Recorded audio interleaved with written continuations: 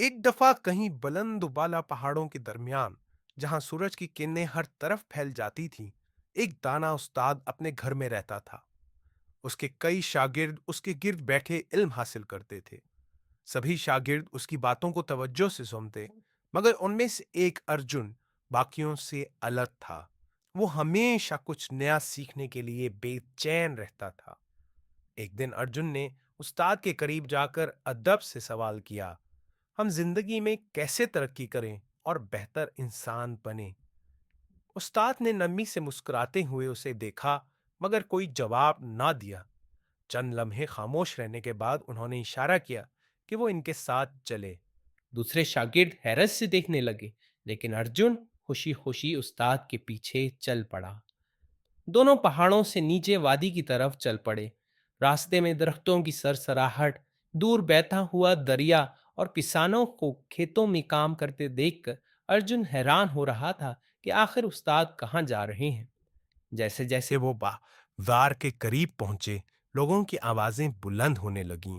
रंग बिरंगे स्टॉल्स, सौदागर की पुकार और खरीदो फरोख्त का शोर हर तरफ गूंजने लगा। उस्ताद खामोशी से चलते रहे और अर्जुन उनके पीछे अब भी तजस्सुस में था। चलते चलते वो एक कुम्हार की दुकान पर रुके।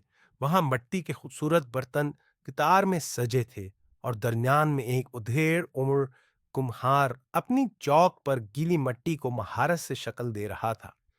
उसके हाथ मिट्टी में लथपथ थे, मगर उसकी आंखों में एक गहरी तवज्जो थी। चौक तेजी से घूम रहा था और उसकी उंगलियां मिट्टी को बड़े नरमी और महारत से गुलदान में ढाल रही थीं।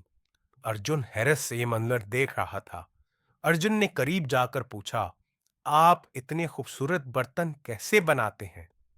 कुम्हार ने मुस्कुराकर चाक को रोका, अपने हाथ साफ किए और बोला, जादू मट्टी में नहीं, इसके संवारने के तरीके में है। अगर हाथ हल्के हों तो मट्टी काबू में नहीं आती, और अगर ज्यादा सख्ती की जाए तो टूट जाती है।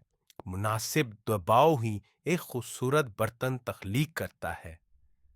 अर्जुन खामोशी से सुनता रहा, जबकि उस्ताद पसे मंजर में खड़े मुस्कुरा रहे थे।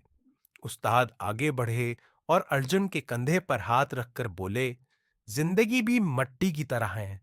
अगर मुश्किलात से घबराओगे तो तुम्हारी तरक्की रुक जाएगी। अगर सख्ती बर्दाश्त ना कर सकोगे तो टूट जाओगे। लेकिन अगर सब्र और इस्तिकामत के साथ इन मुश्किलात का सामना करोगे तो जिंदगी तुम्हें एक खूबसूरत इंसान बना देगी। अर्जुन ने कुम्हार को दोबारा मिट्टी को चौक पर संवारते देखा।